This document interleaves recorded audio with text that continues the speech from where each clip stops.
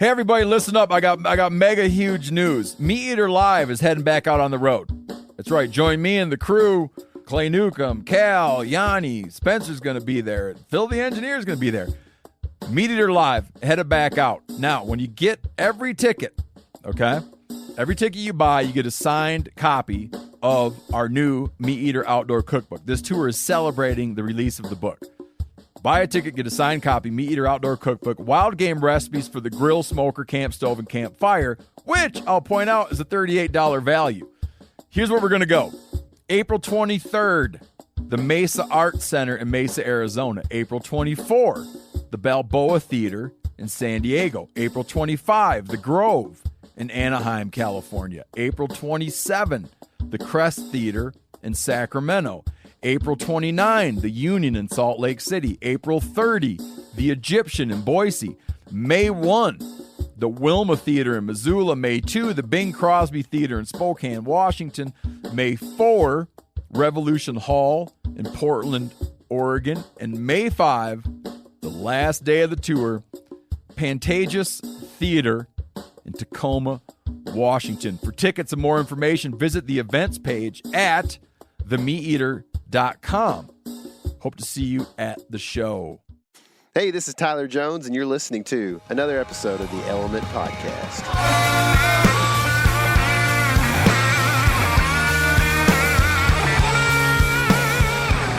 Before we get started, I just want to make sure and let you guys know we're doing a new giveaway, and this is an awesome one. We've got 2 premium memberships for free that we're giving away to the Onyx mapping system. And this is an awesome tool. Casey and I both have premium memberships, so make sure that you give us an iTunes review here within the next month or so to have a chance at one of these 2 free premium memberships from Onyx. The deadline for the giveaway is September 6th, so go ahead and give us an iTunes review real quick and then enjoy the rest of this podcast. I'm here with everybody's favorite, KC Smith. What have we been doing? Oh, well, depends on how far back you want to talk. So the past hour, we've been driving down the wrong road, but besides that, we've been hanging out in New Orleans, however you want to say it. I've said it all 3 ways in my life. At the QDMA National Convention, DeerCon, or hashtag DeerCon18. There you go. Yeah, and learning a ton about whitetails from some of the smartest minds in the whitetail world. So it's been a pretty great time. I ate a lot of good Cajun food, man. What was your favorite meal that you had while we were here? My favorite meal was a chicken andouille gumbo that I had from a place called the Gumbo Shop. And it was very good. It was my dad makes a duck gumbo that's about as strong a food I've ever had. I love it, man. Yeah. But this gumbo, in a different way, was the best gumbo that I've ever had. You know what I'm saying? Yeah, sure enough. Yeah, it's kind of funny because that's also the best meal I had, except I had a different plate. I had their, like, sampler, whatever they called it, but it had like a shrimp creole, a etouffee, and a jambalaya all mixed up. Yeah. Yeah. Dude, I think etouffee might be one of my favorite things. Oh, man. My mom makes such a good etouffee. Yeah. I mean, how does that rank up against the meal that we just had for you? Of Taco Bell? Yeah. Probably a lot higher. Okay, so I actually don't feel good right now. I don't either. If you go to Taco Bell often, which I don't, but if I do eat fast food, a lot of times it's Taco Bell Whataburger, then you know that, like, Taco Bell, like, there's these ratings of Taco Bell, and it's like a rating of stinginess, like a stinginess scale, okay? Okay. And it might depend on the cook, but usually just depends on the location. Like, I know for a fact that when I go to Sulphur Springs Taco Bell, they about to load me up on some Taco Bell stuff. They also will work with you on a number 6 and give you gorditas instead of chalupas. Yeah, for real. Like, sorry, that's just too much. I can't handle, like, any variance in the menu. But, like, the Taco Bell we had, they didn't put a lot of goodness inside of our shells. So it left us wanting more and not wanting more at the same time. Yeah, but, I mean, usually about the time I finish Taco Bell's when I'm like, ugh, regret. You know, it starts to set in. Yeah. today on the podcast, we have a couple of guys that we were lucky enough to pass by and have a little chat with at some point and then meet up with later on to do the podcast. Adam Keith and Matt Dye of Land of Legacy. So really looking forward to getting into this episode. But I kind of feel like right now, are you still wanting a boot-and ball? Oh, I would like to, but I think we're going to miss Shreveport, which is kind of our last chance at getting a boot-and ball. Yeah, we're starting to get. I don't know. Once you get into North Louisiana, it gets a lot less Cajun. Yeah. From what I've understood, and when I've been here, it seems that way as well. But what else we got going on? Oh, we about to check some trail cameras, dude. Oh my goodness, we actually been looking at trail camera pictures along the way, evaluating like what deer we'd like to see on camera and stuff, and figured out.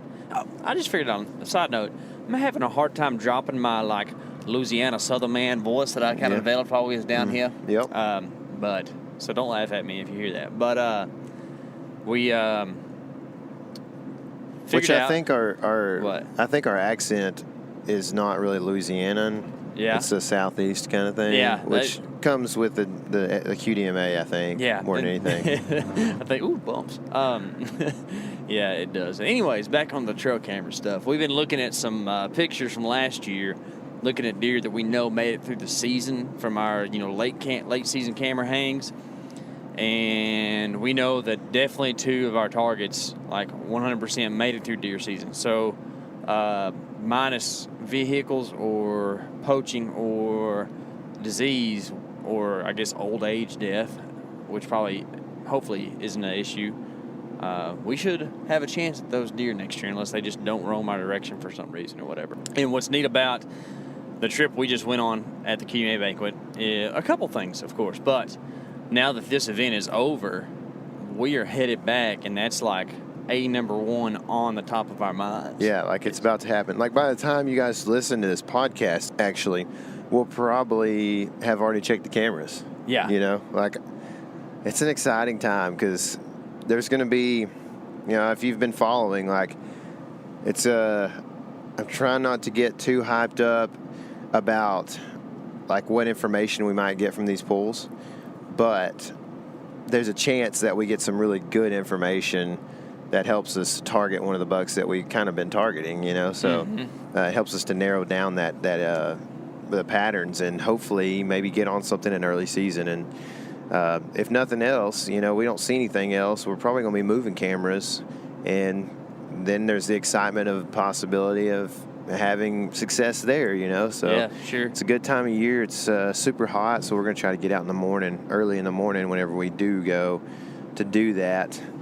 So like usually we're disappointed in like trigger speed and all that kind of thing, but if you've watched any of our reviews, we tend to find a good camera here and there on the cheap end of things, but Exodus Gear is sending us some trail cameras, and we are excited to make that happen. So yeah, man, I'm ready to get back out and to get those cameras set out too, because we have got quite a few places that we really need to get some quality information from and figure out a way. I mean, we talked about this a lot this weekend between you and I and other people that we were having conversation with. Like, one of our big goals this season that we really want to set out to accomplish is to take a deer in October, where on the public land that we hunt in Texas, because that's going to really take some of the pressure off for us trying to travel out of state and hunt too. Yeah, and like the pressure, I don't know if just in case you might have be thinking about this a different way, but like the pressure is obviously, like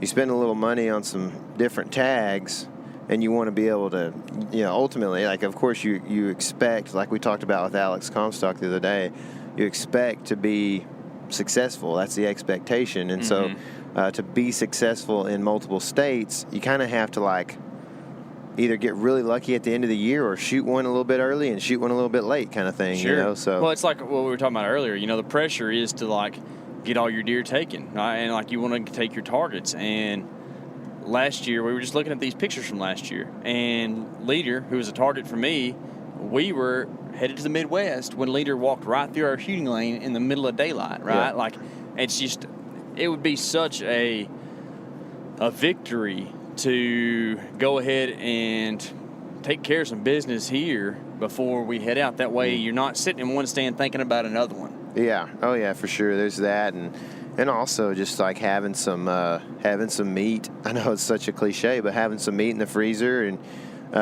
just like, I don't know, one thing that's cool to me that I love, and I don't know, like some people probably think this is like bad juju or whatever, but like when you go on a trip, a deer hunting trip, to have like some deer stew or deer jerky or something like that, it's always a cool thing. I think it's cool. It's like, it's just part of the experience that I like, man. Yeah. And but yeah, so like now that we have reconfirmed this in our minds, because we had forgotten in the last couple months, but we've reconfirmed that leader is still around. Like, what is that? What are your thoughts? What are your first thoughts initially? Because I know surely you're game planning a little bit already. I mean, have you got anything that comes to mind as to how he would approach hunting him if he ends up showing up on these cameras in the same areas he did last early season, late summer kind of? Yeah, so the special thing about Leader is he currently is the deer that I have the most history with of any deer on public land, of any deer that's alive right now, right? So I think my photos of him go back to November 11th of 2016. And this year he didn't show up till October 31st. So I'm thinking that around that first week in November is when he shows up in that area. I don't know that for a fact, but I do know that last year we didn't get any pictures of him before then, and we had a camera in there. Yeah, and there was several bucks. Yeah, we did have a lot of pictures of bucks. So I'm thinking that like I'm not going to be leader specific. Don't get me wrong. If I have an opportunity at a different deer in October, then we're going to kill him. Then B, we might be looking for you a buck in October if leader's not showing up and we don't have other targets, over there or whatever. But if it does come around to where we are in Texas for that first week in November and I've got the right wind, you better know where I'm going to be. Yeah. I mean, I know in October we also feel like we hunted that area a little wrong, right? Yeah, sure enough. Like we weren't quite close enough to oaks, and that sounds like it's such a dumb thing like that we did, and it really kind of is, But like we just had, I guess we were relying on previous trail camera info more than we should have been, I guess. But we felt good about where we sat. It just wasn't, obviously, in our opinions at least, not close enough to oak trees. But I'm not going to rely on last year's data for this year either. Like, we need to just be more observant in the here and now on that oak tree thing, man, because there could be a situation where this year's not a good oak harvest. It's been a much different year, not harvest, a good massed crop. It's been a much different year than it was last year. We didn't get as much early rains, and it's been a hotter summer in general. I don't know what that's going to do to the acorn crop, but it could definitely change it. And then, your red oaks are every other year trees. And that doesn't mean you only get red oaks every other year, but that tree in particular is not going to have an acorn that year. Right. So it could really change up the whole oak thing as well. You know? And this is something I thought about the other day. I don't remember. I was just randomly in the middle of the day. I was like, because one of our places that I'm planning on doing some early season sitting for target buck is, if we can pick that buck up again this year on trail camera, is under some shoe mards, and I'm really excited about the spot that we found that I think has a lot of potential. But I've been thinking, like, man, we need to go in there with binos this time and see if we're seeing any acorns develop, because Shumard is a pretty big acorn. So, like, at this point, I would think you should start being able to see them. Don't know that for a fact from experience, because we really haven't known about Shumards for even a year now, probably. I checked the other day. It wasn't on a Shumard tree, but I could already see acorns that were about the size of a sweet pea. So, okay, we're going to be able to see them. Cool. That's kind of part of my plan. If they look like they're going to put off this year pretty well, then it's going to kind of confirm that spot in my mind as a place that I need to be. And the great thing about that spot and a couple other spots over in that particular track is that, like, depending on what the wind is that day, we can go over to that spot because I think what I need is an east wind on most of the spots that I'm looking at over there, whereas a lot of the stuff you hunt is more north and south kind of things, you know. So it's good that if we have more of an easter wind, that I can kind of, like, we're not going to be stepping on each other's toes at all, you know, that time of year. Sure. So it actually works out really well. But what's neat about this year is that a lot of these places, I bet you and I are both going to be bringing a bow in to the stand, especially since we've added the GoPro to the filming arsenal. You know, that second angle isn't going to be near as much of a weight or a burden, and also we don't have 2 cameras to mess with exposure and focus and stuff like that in the stand.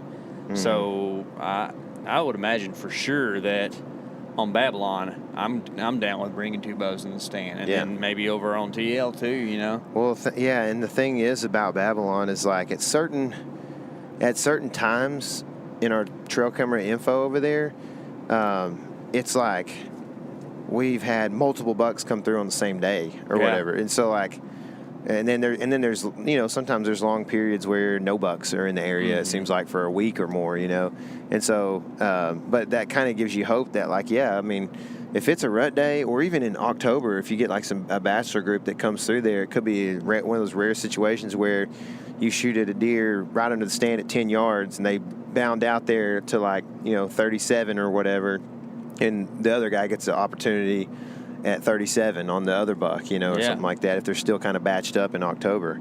So it is a neat situation that we have over there that's, in my opinion, rare, and we're lucky that you have the prowess to find something like that, man.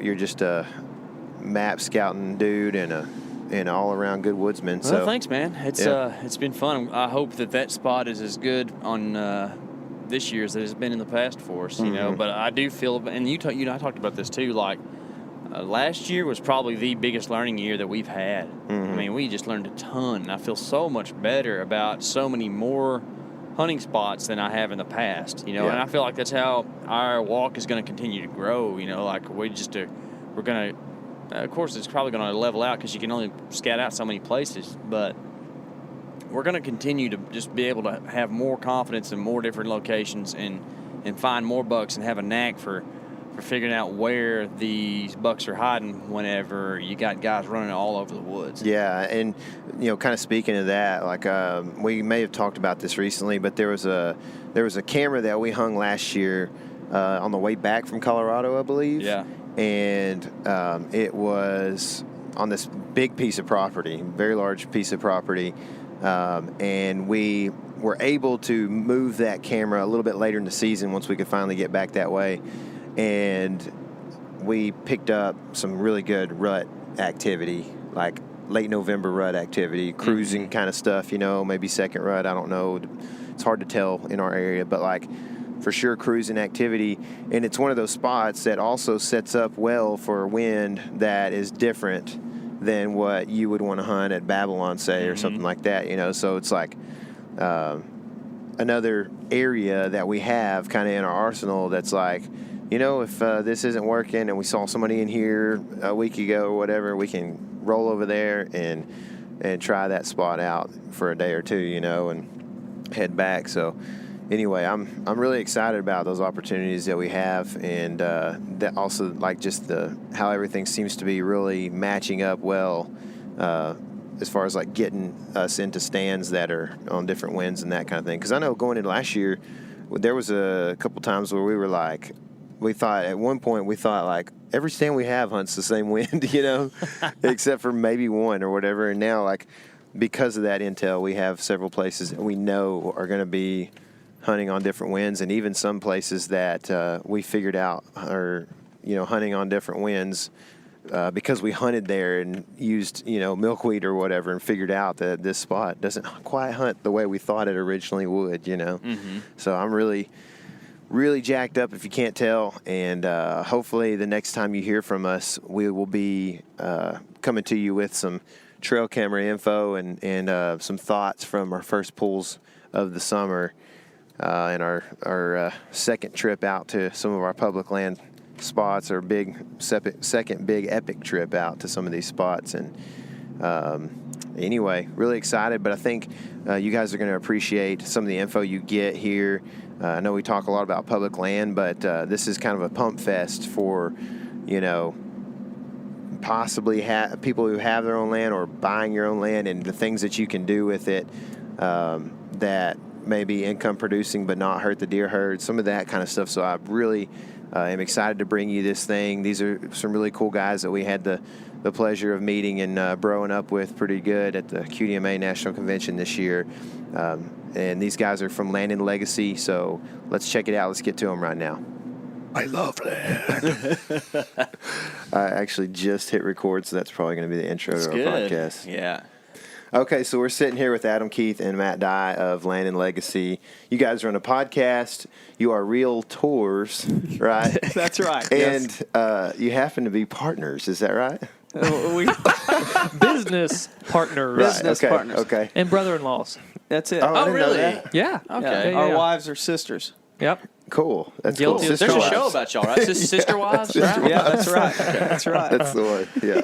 Yeah. That's good. Actually, Cool. that's the new episode or the new we air series. next season. Yeah. next Okay. season. Right.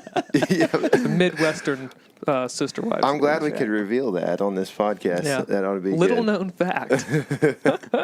So, what? We were trying to hash out what you guys do. You wear many hats, kind of like Right. like we do. But what do you consider yourselves as doing the most? You get this question a lot, like when you're filing. Like, let's just say I went to the doctor a month ago, and it's like, "What's your occupation?" And I have to what do I write here? Mm-hmm. Which one is going to keep me out of trouble? How many lines do we have? Which right? one keeps my insurance lower? It depends on the bank. If you're applying for a loan, or you have different occupations right. to fill in there. Yeah, that's exactly it. So, to give you an idea of what we are, I would say that a land consultant is kind of the thing Backbone. that we really like. Yeah, that's the heartbeat of what we do, because that is what we're passionate about the most. I mean, we're passionate about everything we really do, but the consultant side, that's where we really pour out the passion to land. And help so many landowners across the country. But we're also agents because of that. So now we can help people find the land or sell the land and then help the next person with that land and improving the habitat for the native species. Mm-hmm. Cool, man. Well, I could tell right off the bat, when I met you guys, we were going to be best friends. Yeah. Best friends for life. I just knew. BFFs, that's right. There's something about you that's like. We're going to get matching tattoos after this. I can tell. New Orleans for life, actually. Bourbon Street. NOFL, baby. I don't know if I want a tattoo from Bourbon Street.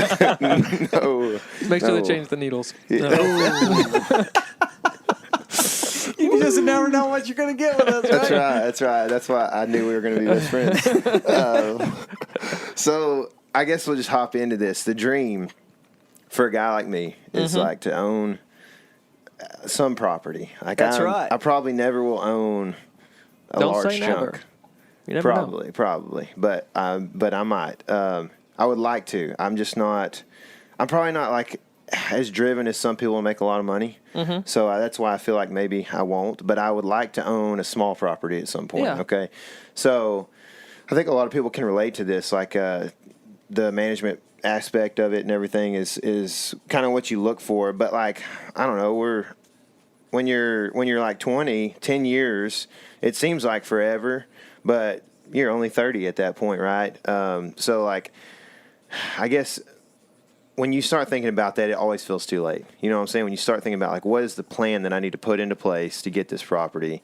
And so is there for guys like us, young guys, is there a 3-year or a 5-year plan that is actually a tangible plan that you can say, I should be able to buy a property in that many years? Or do you have to, are most people going to have to be putting back money for 10, 15 years to do something like that? Completely dependable upon the acreage that you want to buy, what you want to do with it, because if you can produce an income on it, you can make money and you can get different types of loans, and if you have a residence on it, you can get other types of loans and all this other stuff that just makes that answer so complicated. I'm hearing a little background. Where's that music coming from? That's cool. Turned into a... Is it outside? don't think so. I don't know, but I kind of like it, right? Yeah, this is awesome. This is like the That ain't land me. beat, right? That's right. That's funny. That ain't my phone. I don't think. Was that Well, it? Maybe it's somebody outside. I don't. We're in New Orleans, so That's right. It could. Got It the could street be. music going on That's here. right. You That's never right. know. Okay. Keep I don't know. It just keep got it lively. started getting a little louder and a There's little a louder. little pause. Yeah. By the end of it, Heck we're going to yeah. be like yelling at the club. Hey, what do you think about buying land? That's what I want. I want this to be a hot fest. I want this to be something like, you guys can go do this. Whoever's listening to this. But more importantly, I want you all to make me believe it, Well, because it's so true though. I mean, and it depends on, of course. Of course, you got to talk about finances. It depends on that and your ability to save money and be able to put it away to be able to make initial down payments. I mean, that is important. But once you can do that on a property of the size, your options become a lot more open.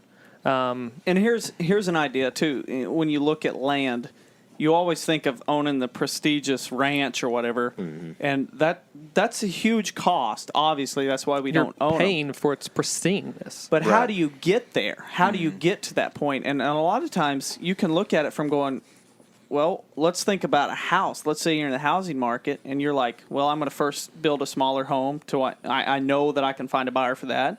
And as soon as I get that property or that house sold, I'm going to build a little bit bigger one. And then I'm going to get that one sold, and I'm just going to build up to where I have the means to buy the big one. And same thing with land. If you're looking at it from a investment to try and get to where you want to be, you're going to say, all right, I want the small property that's rough, that's not that most people are overlooking, and I'm going to buy it at a lower cost and improve it and put the work in to make it more valuable. And then I'm going to move on to the next one and try to build up to where you can get to that. It's probably no different. You can probably really, find a lot of application of that because of the renovations in homes. Like you buy crappy ones and then you fix them up and you sell them at a higher price. Sure. The same thing can be said for land. If you can put in the elbow grease, things that improve property value are water resources, roads. If it's a recreational property, food plots, sometimes stands and blinds in place, all that stuff. And improving the timber to where it's now on a timber plan to where there's More money to marketable be timber. made in the future. Right. That's And going to even increase the if- value. And even if the timber's not there when you buy it, you can do the work to speed up the process to where those logs, those trees get bigger faster. You cut out the crap and you leave the crop. Yeah. And Just so that's- happens you improve the quality of habitat for the wildlife too. Yeah. you get some giant bucks on camera, and then you take it to a businessman who sees huge deer and in this nice little investment property closer to home, and he says, I'm going to jump all over that. And he pays whatever, double what you paid. And you just Fingers build crossed. that up. Yeah, you hope. But even if not, though, you roll that into another property with a 1031 exchange or whatever, and then you don't have to pay taxes on the income, and then you have another property that's bigger, and you can do the same thing. yeah. Yeah. So And continue to 1031 build. exchange. Can you explain that a little bit? Oh gosh. That's why you don't say it, because then they're going to ask you to explain it. Yeah. So basically, it's a way for you to take the money that you get from the sale of a property and put it as an investment, a down payment into the next property, and because you're just transferring. You're not claiming it as income, Correct. basically. You're Right. transferring and you're moving that money right into another investment. Is there So you don't have to pay in. a limit on years? Like you can only do it 3 times in 7 years or anything There like that? are limits. It depends on the states and stuff Yeah. like that. Gotcha. Yeah. Yeah. So earlier you talked about like a big thing for me, and I want to kind of talk about a little bit like the speed bumps for like guys our age. Okay, so first thing that you talked about is that a little bit of elbow grease can improve the value of a property. That's the one thing we do have going for us. It's like a younger sector of the population who wants to invest in land, right? Yeah. We have energy, we have muscles, we can do this stuff. We're not old and decrepit yet, like we can go out and do these things in our properties, not have to hire That's hands why to do it. the old guys have the limp because of doing the work. That's right. We just don't have the limp yet. Yeah. Yeah, well, Or the bad sometimes. back. Yeah. Yeah. But so we got that. But you talked about down payment earlier, and I wanted to kind of maybe pick y'all's brain a little bit more about, say, for instance, me and my wife are at a position where we have the monthly income to be able to finance a piece of property, no problem. But sometimes it's hard coming up with either that lump sum or the collateral or whatever. Do you have a plan of action like towards maybe setting a goal for what size property, what value of property you want, and then kind of getting to the point where you can either have the collateral or the down payment in cash to, make that step? you're asking, is there a plan? Yeah. Like, do you have a plan? I think that's very probably variable among your own individual, family. Yeah, the only individual. What, if you got it now, and I don't know if you guys have kids or not, but like, you're gonna throw kids in the mix later on, so that's gonna change things. No kidding.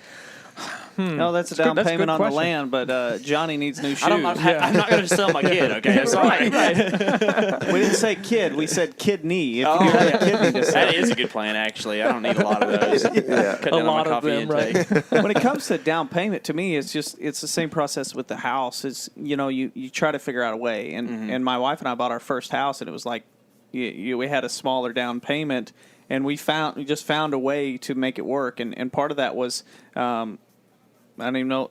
We took a loan from half of it was from my parents, a gift from my parents. But I guess you don't say a gift because we just paid them back. So that would depend on the individual, I believe. I mean, is there? I want to say something when we're talking about land. I think so many people look at it and go, "I want to own land that I can just hunt and that's it." Yeah. But when you buy a house, do you have the plan of never reselling it, and as soon as you move out, you just keep it and never make return money on it? Right. I mean, to me, maybe it's trying to be in a business mindset is I always want to find a way to try and make money off of it. And so there's people now, what I see people that are really making money off of small acreages are these hobby type farmers who buy 4 acres or 5 acres and they do nothing but organic vegetables. And they make their want that whole little living farm off lifestyle, but close to the city though too. Yeah. And so I don't even know. We didn't even talk where exactly you guys are in Texas, but I mean, I'm sure there's a town or a city close by I don't know of a place in the country that's not in favor of this whole organic produce type stuff, and to hit the farmers markets. And there's people that are making way better money than us combined probably in this room just on selling goat cheese or whatever. Yeah. No. Organic. That's right. That's right. Yeah, good point. And that to me, like I was blessed to have a family farm as soon as I was born in this world, and I still have it today. And so I take a little bit for granted the dream of dirt. But I guess there's a neighbor's property that was the original Keith place, and that's always been in my mind. I want to buy that place. And so how do I get there? Well, I got to find a way to make money off that farm. I got to first figure out a way to make money now to put the down payment to buy that, and then turn around and make money off of it. So, like on that note right there, like in y'all's area, I guess in your area, from what I saw in the presentation you did today, a lot of rocks, a lot of kind of like untillable stuff, it looked like. That's right. So our area, we used to have a lot of sweet potatoes and watermelon. Yeah. But it's all gone by the wayside now. And so like for like a pretty large radius in our area, it's dairy country. And we all know that cattle are not good for deer hunting. You know what I'm saying? Like, so then we've got also all of our fields are in coastal Bermuda, so like no value to deer or deer hunters. That's right. Really. So I guess my question is like how we also don't have like timber that is worth anything really. What is it? Post oaks? It's post oaks, yeah. So this is the rest of the podcast right here, I guess. So like there's a struggle to justify buying a piece of property when you know. I mean, honestly, we're deer hunters. Like we want to improve the deer hunting on the property, but the struggle is to go, hey, I know y'all are partners and all, but like my wife doesn't. Okay, but my wife doesn't hunt that much, right? So like to justify, hey, we're gonna hunt on this property, or I'm gonna buy this property for hunting, but like you kind of need to make some money off that property. Or homestead it. Like that's kind of our situation. Right. Like the first property we were going to buy, probably going to have to put a house on it. You know? Yeah. So That my changes again question that for loan you situation. is, who told you cattle are bad for deer? I just experienced Seen it. So here's my next question. What, when you dial back and say, I told you we love the native landscape. So what was here as far as large herbivores going hand in hand with white-tailed deer? Bison. Yeah. And so, which were in your area. historically. Yeah, I'm sure. We're kind of on the borderline. Yeah. It's kind of questionable. But So- yeah, for the point, yeah, we'll continue that. Yeah. So what has changed in that when you think about the large herbivore? How is it different today? Let's just, for simplicity, it's not a bison or a cow. It's just a large herbivore. What's different? Management. The land We use. dump cows on a piece of ground and we leave them there year round. They eat the best, leave the junk, and that's it. And we plant non-native perennial grasses like, what'd you call it, coastal Bermuda? yeah, terrible. That's And, what Roy had on his place. Yeah. And so it's just like, how is that any benefit to the quail, to the birds, to anything? And it's really only beneficial to the cows. So for me, if you were to ask my ideal farm, cows are a huge part of it. That's where we make money. Yeah. It's too rocky to grow crops back home, and we make our money in cows. And you Well, can Y'all cut have and cattle sh- on that place? There's cattle on that place. Absolutely. You But we can ma- cut the taxes though too, because it's a farm. You're making income off the property, so it lessens what you're having to pay out every single year. and you can though, get a too. whole lot Land easier ownership. loan for a farm. than a rec farm. USDA new farmers loan, like 0% down. That's what I'm talking about. Like Take it's some very, notes very. here. But you have to go through a lot of paperwork and stuff to get it. But like if We'll you're a new invoice farmer, you after the Yeah. podcast. But seriously, if you go through that avenue as a new farmer acquiring land, they make it so much because it's just like hunters. Honestly, we talked about it all week here at QDMA. Is there's not as many new hunters coming in, so this is the programs that they're trying to basically open up for new farmers to get started. We're losing farmers too, and this is what they're doing, making buying land more feasible. So it's like 40-year payoff stuff.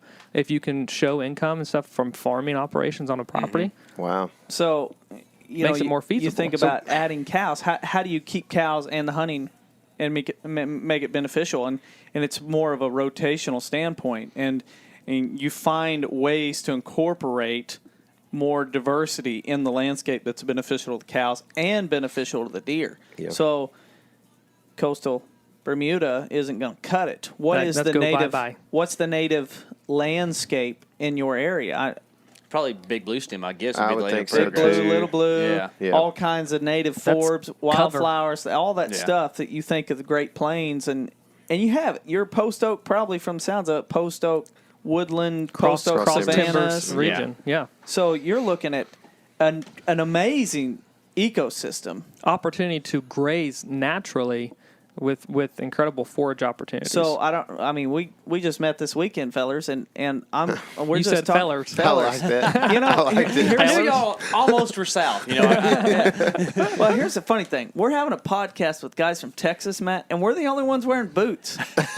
Well, we didn't have to give a presentation today. You know, I'm being comfy. The thing with these is I can just slip them right off But over I there. thought guys in Texas, like I told you when I walked in here, you always wore boots, you always wore Wranglers, you always listen to George Strait. I know I We would rode if a I was horse there. here. That's right. That's One right, horse. man. Covered wagon for the gear, the podcast gear. So when you think about that ecosystem having a lot of native warm season grass, big blue, little blue, and you think about from a cow standpoint, that's amazing forage during the summer months. So during the summer months, you can graze. Now I'm giving you all top secret stuff Yes, here. I'm digging it, dude. So you could graze your cows, do more like a contract grazing, or even you just, you know what the Flint Hills of Kansas are. Yeah. Same kind of ecosystem where you've got a lot of those similar grasses and forbs, and they contract out grazing during the summer months to where they can put these cows on this grass when it's hot, but it's not tall fescue, and so they're doing great. They're thriving on They're it. gaining Then throughout the summer where most places they don't gain Our weight. cows don't really gain in Missouri because they're on tall fescue, which has an endophyte, which means In the higher, summer. higher temperatures, to where basically they're just stable. They're just neutral getting through the summer. But on native grasses, they continue to gain. You can do the same thing on native grasses in Texas, and so you turn the cows in during that June to August, pull them out, and so you have cows. You have It's a income. cattle farm, But during hunting season, they ain't a cow around. Right. And you give those plant communities plenty of time to recover to where you still have great bedding. And that's the same. Like that's just one model. That's just bringing cattle into it. You can even make it just a vegetable farm, or a portion of its vegetables sell at the farmers market. That's a type of income off that property that could be classified as farming. Or it's chickens, free range chickens. If you could set up a portion, designate just a portion of it. It doesn't have to be, 20% of the farm, just as long as you're showing portions of income or X amount, whatever the low law says. But then the rest of it is devoted to wildlife habitat and manage it however the heck you want. Yeah, and then it's you get back into that managing the timber to where if it's not productive timber, you cut it more, and you get more grasses. So now you have more acres to graze, and in that whole process, you're just improving the value of the land because now you've got a farm that was once just kind of neglected to now it's very productive to where if you did want to get a bigger farm, you have that option. So on y'all's place, do y'all graze the whole thing, or do y'all have sections that you graze? It's in the process. So we're in this whole facelift phase to where right now we have closed canopy forest, we have fescue pasture, and it's pretty much all fescue pasture with mixed in weeds or whatever. But for the most part, it's pretty neglected. And now, and due to work commitments and everything like that, we're just now getting into this whole restoration process. So we're going right now, my family farm's 282 acres and probably 100 to 120 grazing acres. When it's all said and done, we want almost every acre to be able to graze because it has some sort of beneficial grass or forb growing. And so then you turn that into... They'll be grazing in the summertime in a woodland setting or a savanna setting, ideally. And short windows. Sure. I mean, you go from closed canopy forest, which is no value to wildlife, particular white-tailed deer, bobwhite quail, and then you turn that into way more production as far as you're getting all kinds of grasses and forbs, great cover, great forage for the deer, and then you bring the cows through, which helps those plant communities. Although you think that there's two main natural disturbances that happen on landscape: fire and grazing. And if there's been research that shows that grazing, when done correctly, improves the soil health, improves the land. But after 4 years of no grazing, it starts to deteriorate and it gets less productive. So our land is meant to be grazed. It's meant to be burned in a lot of places.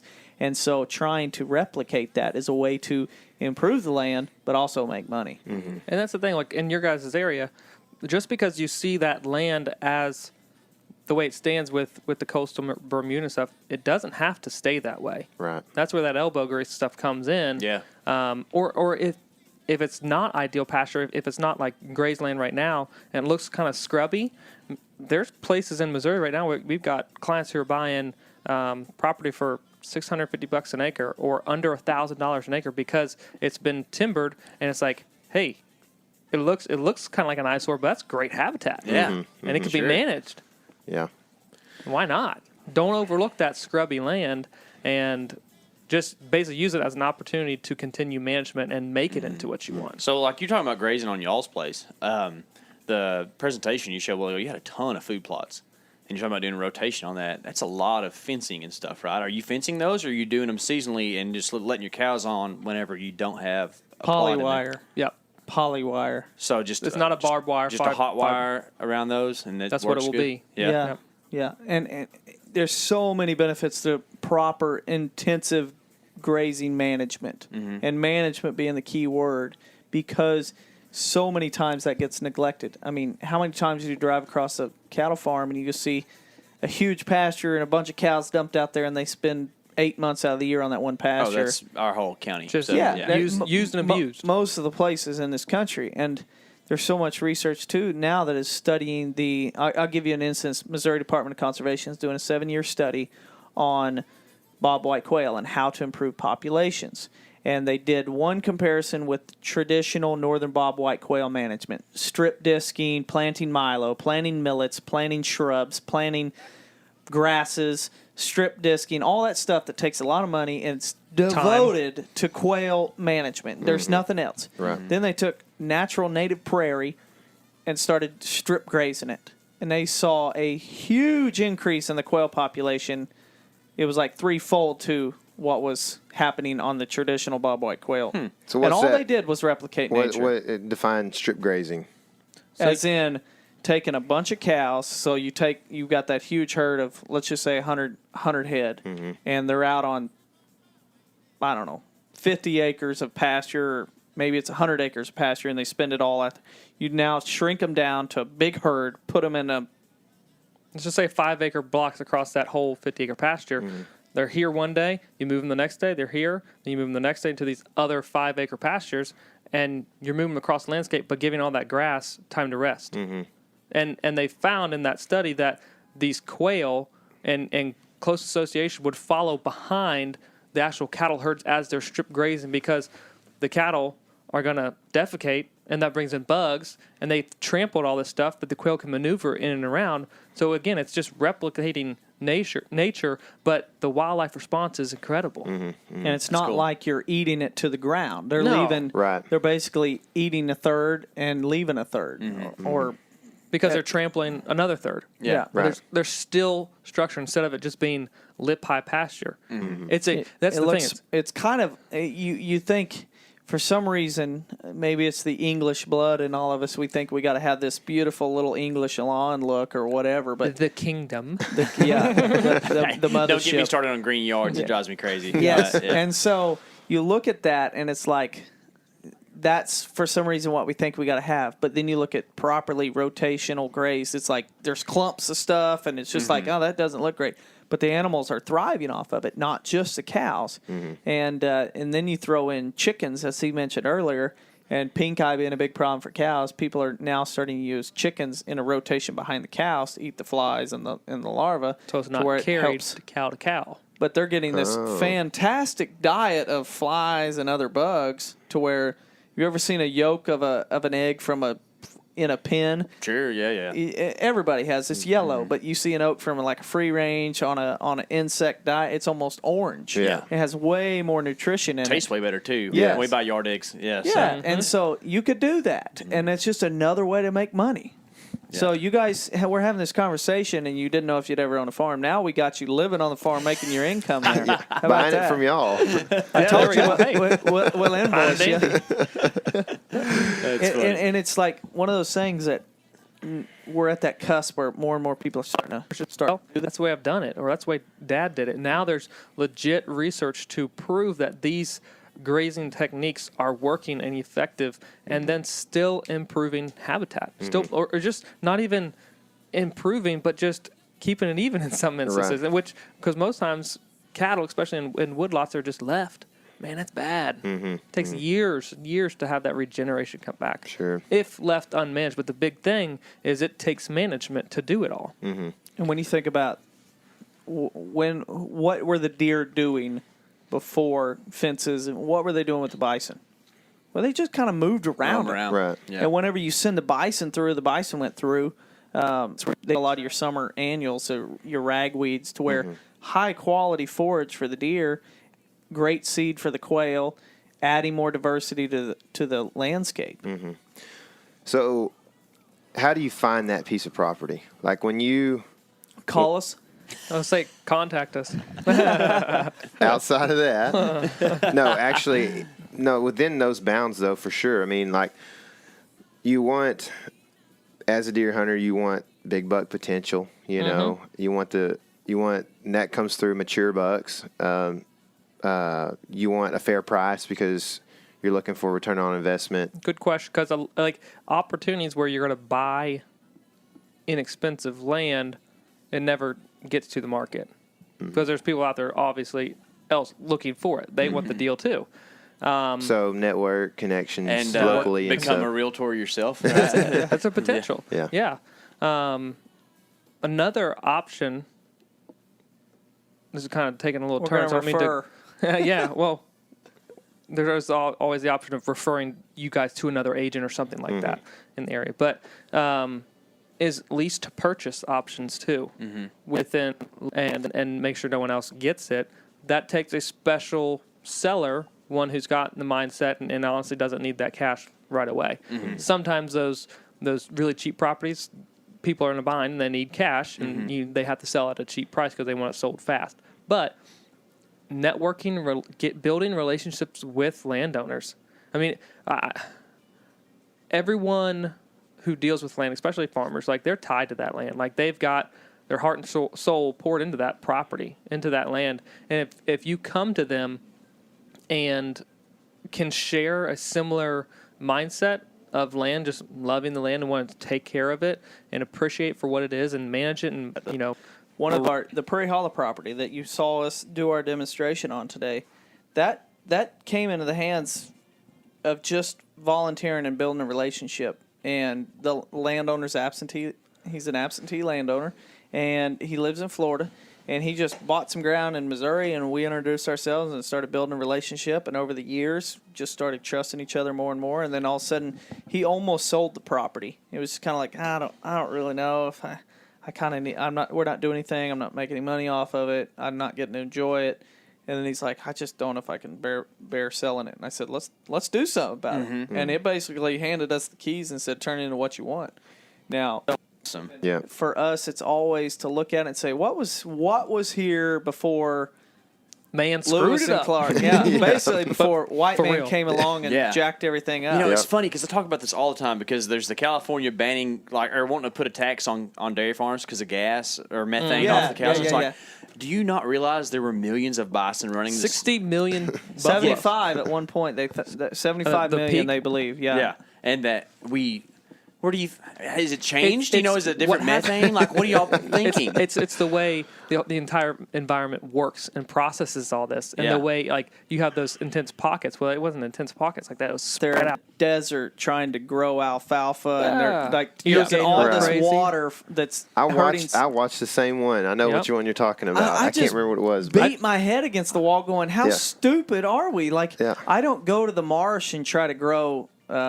Whatever, I'm trying to even think of Cabbage, a dry. right? I don't try to grow cabbage in a marsh, and I don't go to the mountains way up top and try to grow alfalfa on a mountaintop. Like, why do we try to go to a desert and grow something that's not like Should not be farming adapted sand or for it? something. I just drove through that San Luis Valley, right? And that's one of where Alamosa, Colorado is, or whatever. And it's the. It's I don't know how many square miles it is. It's giant. It's all potatoes and alfalfa. And it's like there's no water. So, New Mexico's horrible. Arizona's bad. Southern California, it's scary. What do you guys have you ever seen the National Geographic 50 years ago? This was a wasteland. It's got a guy. You check that out. Oh, you're gonna Dude, love it. You really It's will got one love of the it. guys from the church. He was one of the owners of Church's Chicken. Oh, and he yeah? took a big piece of ground upstream from Austin, I believe, and it was the roughest, nastiest piece of ground. They drilled 11 wells, no water, couldn't find it, and he said at one point the guy told him that he was drilling, and his drill bit dropped 50 foot into an underground cavern, but there was no would water have in been it. an aquifer. Should have been. So they're like, how do we fix this? Well, a year after they removed all that and started implementing this native grass, first spring popped up. Boom, bubbling That's out of the cool. ground. Yeah. Now there's like 14 or 15 springs that all hold water. There's And- like amphibious life in them now because they run year round. That's and cool. basically Right? what That's we cool. have in simple terms was you had a landscape built to shed water, whoo, and it run off, Or hits get the absorbed creek. before it even reaches on Yeah. cedars from the and heat. And now we have a landscape that's a sponge that's just, as soon as it rains, it sucks it in, fills up the underground aquifers. Once those are filled up, it comes out in the form of a spring. Mm-hmm. And that's really, when you think about our landscape, we had the native grass and tall fescue and all a list is a mile long of non-native perennials that we think is the option. Yeah. But really, it was right in front of our face. We just thought we had a better option. Yeah, the whole thing is it's been in place. It's been in place the whole time. We've just screwed it up, honestly. We just need to understand, and I think we are. And that's why I think, like, going back to like that rotational grazing, there's movements back towards this natural, understanding the natural environment the way buffalo would have grazed. And okay, well, let's implement that to this our cattle operation. Well, we can do that back to our native landscape as well, and get back to it and just honestly look at the way it used to be and how just it was designed. But then we talk about food plots too. Yeah, that's right. Not natural. That's not. In my mind, like there's always like this little like I don't know, like the dirty side of food plots. It just doesn't feel right because it's not real. One of our biggest dreams is to own a property without food plots and show that you can grow big deer without them. Oh, 100% believe Food it. plots are a hunting strategy. Right. You That's can't, it. if you look at your food plot program as I'm feeding my deer so they can be healthier, Yeah. you're not improving your habitat the way you should. Sure. Craig Harper down there, he's just pounding away on burn and grow grasses, and these guys are like, so what do I do if I plant, I plant a half inch deeper, or, like, you're not getting it, Yeah. That's right. The emphasis needs to completely shift, again, because we said don't in the food plots, but they do become advantageous for hunters to be able to concentrate deer. But really, there are natural food plots out there if we manage correctly throughout the landscape. Sure, yeah, I know of one perfectly. I have a buddy that's got a place in the hill country of Texas, which y'all are probably familiar with, know, and they don't run feeders. They just kind of have whatever comes up. I wouldn't say native because, there's plenty of invasives and crap running around or growing down there. But he had like 3 acres probably that burnt because of lightning strike, and green stuff came up, and...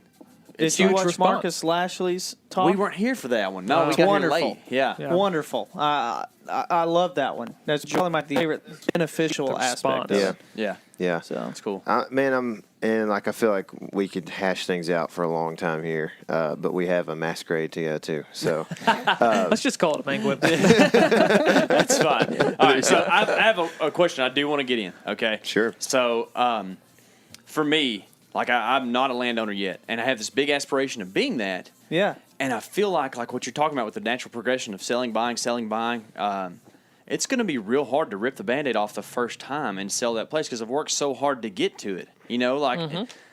Is there any way to overcome that, or how do you deal with that? Write down the dream. Yeah. Write down the goal. This is something we do with our consulting business, is trying to find what the wife likes with the land, whether that be flowers or hummingbirds or whatever it is. Gotcha.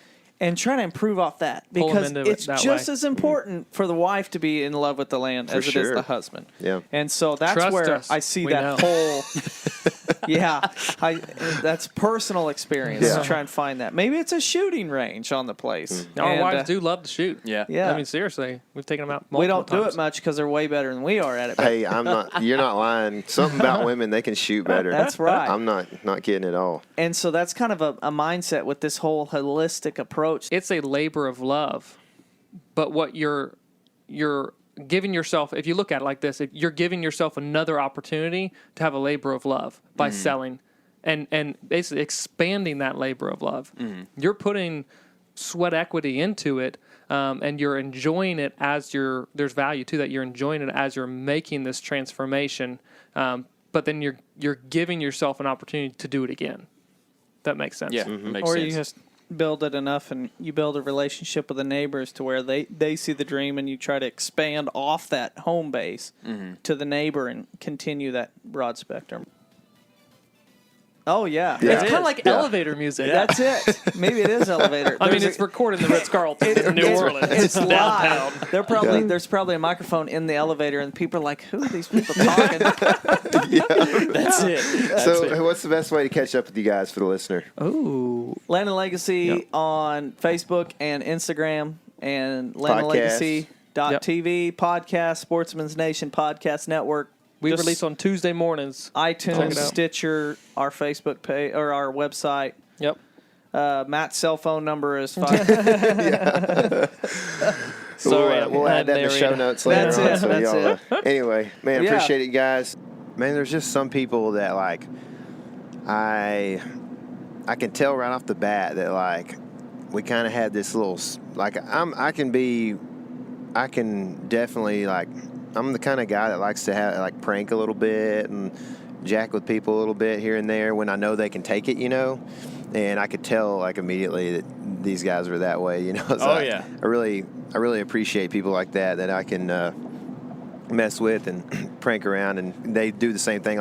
There's something about every time I look at Adam, it's like he's up to something, Yeah, what else is cool is that I am the kind of person who can go back and forth between really serious convo and just laugh my head off and back to really serious convo, and that's kind of how they can do. They can move fluidly through those things, and that's kind of how I like to do things too. Because I don't ever like to be too serious, but I really enjoy serious combo and learning things, but I don't want it ever to be stuffy. You know what I mean? And that's definitely not what we just did. Yeah, no, it's like I said earlier, like I knew we were going to be best friends whenever we met him. You know, it's just one of those things, man. You can just tell sometimes when you really like some guy and like hanging out and enjoying and talking about hunting and hunting properties and all that kind of thing. So I hope this kind of inspired you guys a little bit. I know that we've got, like we said earlier, we're going to be pulling trail cameras this week. But by the time you guys hear this, hopefully we'll have a PLC out from that. So you might check on the YouTube channel and see if we've got the 2018 PLC playlist, Public Land Chronicles playlist. So you can go check that on our YouTube channel. And make sure to subscribe if you're not already subscribed while you're there. That way you can be notified when we do launch new videos. But speaking of new videos, we had some epic trips recently, and only one of us had a camera at the time, but I was able to document a lot of the native cutthroat trout that I caught on my trip, and a couple of pretty decent rainbows and brown trout. So if you haven't seen it yet, our most recent video, or somewhere right around our most recent videos, is going to be one that says 5 native cutthroats in 10 days, I believe is the title of it. So if you like fishing or fly fishing or just kind of adventure through mountain country or really awesome vistas, check that out. It's got some pretty cool stuff. I used the new GoPro, and I built a third-person apparatus of some sorts that like has really cheap straps on it, so it doesn't stay straight. That way, you get to look at the computer screen and tilt your head the whole time. But anyway, yeah, it's cool. I hope you guys enjoy that if you enjoy that kind of thing. Otherwise, if you're more of a hunter or the hunting type, the PLC should be out soon if it's not already. Anything else? Get out there, check your trail cameras, make sure you're being smart with where you're hanging them.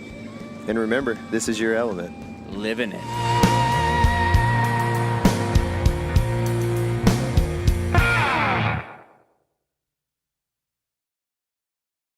Hey everybody, listen up. I got mega huge news. Meat Eater Live is heading back out on the road. That's right. Join me and the crew. Clay Newcomb, Cal, Yanni, Spencer's going to be there. Phil the engineer's going to be there. Meat Eater Live headed back out. Now, when you get every ticket, okay? Every ticket you buy, you get a signed copy of our new Meat Eater Outdoor Cookbook. This tour is celebrating the release of the book. Buy a ticket, get a signed copy, Meat Eater Outdoor Cookbook, wild game recipes for the grill, smoker, camp stove, and campfire, which I'll point out is a $38 value. Here's where we're going to go. April 23rd, the Mesa Art Center in Mesa, Arizona. April 24, the Balboa Theater in San Diego. April 25, the Grove in Anaheim, California. April 27, the Crest Theater in Sacramento. April 29, the Union in Salt Lake City. April 30, the Egyptian in Boise. May 1, the Wilma Theater in Missoula. May 2, the Bing Crosby Theater in Spokane, Washington. May 4, Revolution Hall in Portland, Oregon. And May 5, the last day of the tour, Pantages Theater in Tacoma, Washington. For tickets and more information, visit the events page at themeateater.com. Hope to see you at the show.